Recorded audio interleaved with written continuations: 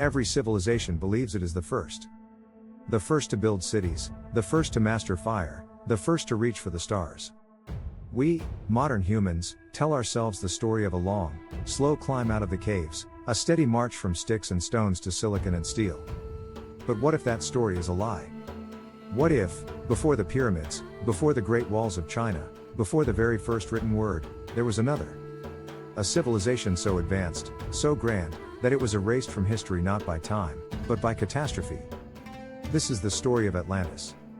Not the myth, not the legend, but the terrifying reality. A reality hidden in the depths of a history that should have been ours. Because what if the mythical lost city of Atlantis was real? And what if we, as a species, are only just beginning to rediscover what they lost? The rise of the Atlanteans in our timeline, the end of the last ice age, around 12,000 years ago, was a time of slow warming. As glaciers receded, hunter-gatherer societies began to flourish, setting the stage for the agricultural revolution. But in a different timeline, a timeline where Atlantis was real, something extraordinary was happening in the mid-Atlantic.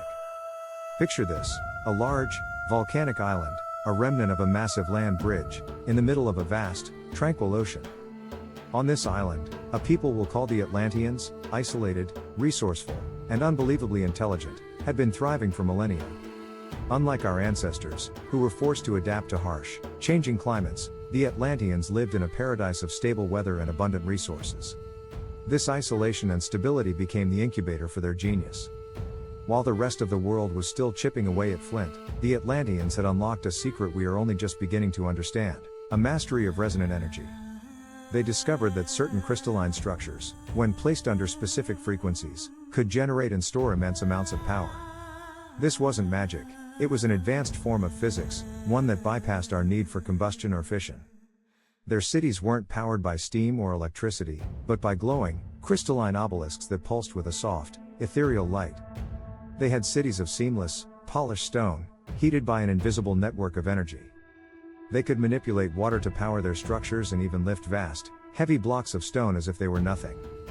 This explains the mythical descriptions of their architecture: the giant, seamless blocks, the concentric circles of land and water. It wasn't just a city, it was an integrated, living machine.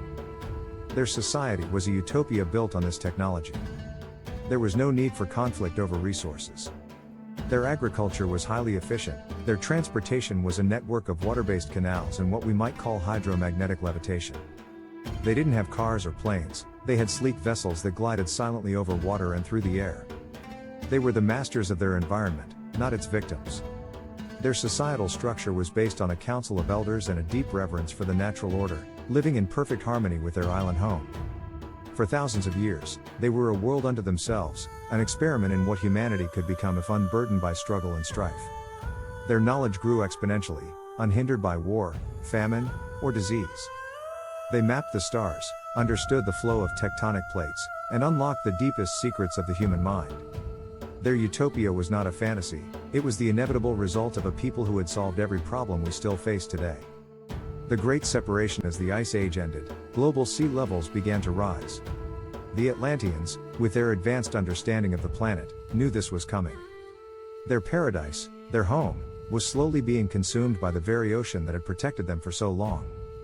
The Council of Elders faced a profound choice. They could stay and build higher walls, a temporary solution to a permanent problem, or they could spread their knowledge to the primitive tribes on the far-off continents, ensuring their legacy would not be lost. They chose the latter. They sent out expeditions, not as conquerors, but as teachers. Imagine a small fleet of their glowing ships landing on the shores of what would become Egypt, or the coast of the Americas. They met our hunter-gatherer ancestors. And they shared. They taught them the fundamentals of agriculture, the principles of metallurgy, and the basics of building with precise geometry.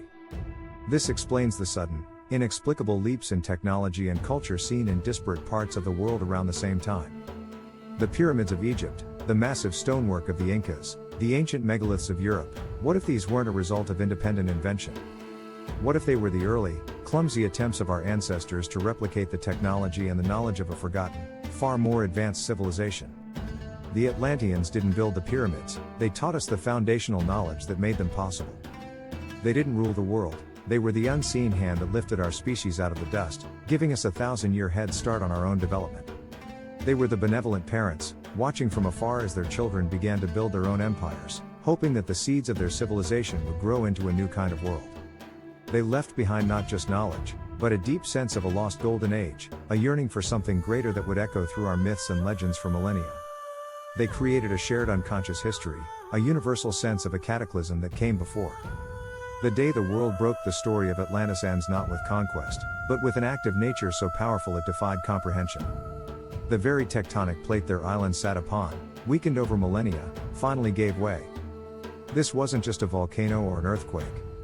It was a planetary wound. The island began to sink. The catastrophic collapse triggered a chain of events that would become the stuff of legend. A series of massive tsunamis, hundreds of feet high, radiated out from the collapsing island. These weren't just waves, they were walls of water, racing across the oceans. On the coasts of Europe and North Africa, the fledgling civilizations the Atlanteans had nurtured were wiped clean. Coastal villages, early cities, and all the fragile progress humanity had made were washed away in a single, devastating moment. The evidence is there, hidden in our own timeline.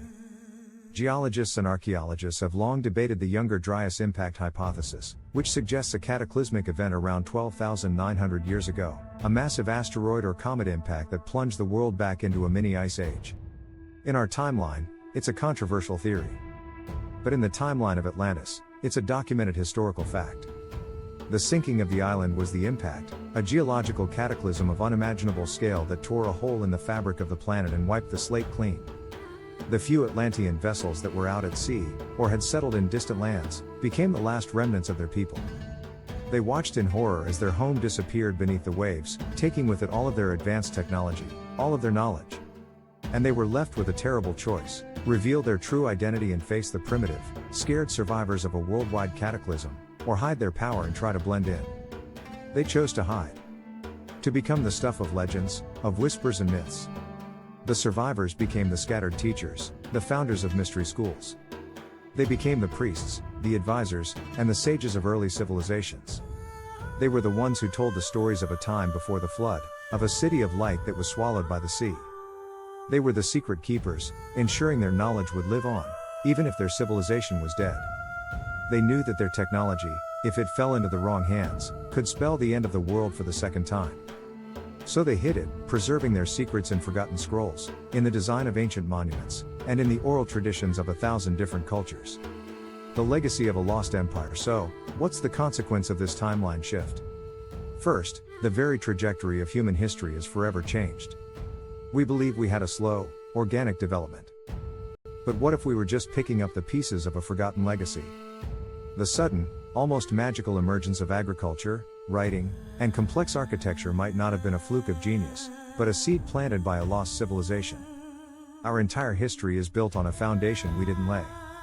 The very ideas of civilization, of organized religion, of monumental art, they are all faint echoes of a world that existed before ours. Second, and perhaps most importantly, the psychological impact. What if humanity, deep down, carries a collective trauma of that catastrophic loss?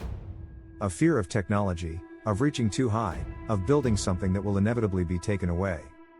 This could be why our myths are so obsessed with floods, with lost gods, with forgotten golden ages. The story of the Tower of Babel, of Icarus, of every great civilization brought low by a divine hand, these are not just fables. They are the unconscious memory of a civilization that built a paradise only to see it swallowed by the sea. And finally, the terrifying thought, what if we are only just now, thousands of years later, beginning to rediscover what they had? What if our mastery of quantum physics, our fascination with crystals and energy, isn't a new frontier, but a return to a path they had already walked? We're not the first to reach for the stars. We're just the first to do it twice.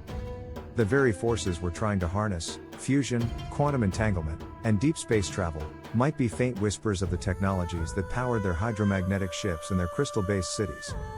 The story of Atlantis is not just about a lost city. It's about a lost humanity, a ghost in our collective memory that guides our hands and whispers in our dreams.